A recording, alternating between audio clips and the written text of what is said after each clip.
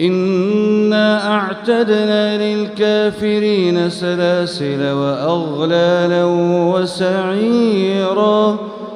إن الأبرار يشربون من كأس كان مزاجها كافورا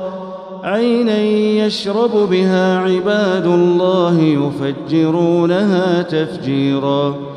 يوفون بالنذر ويخافون يوما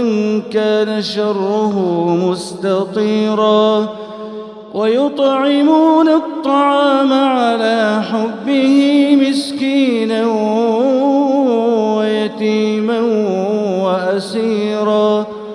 إنما نطعمكم لوجه الله لا نريد منكم جزاء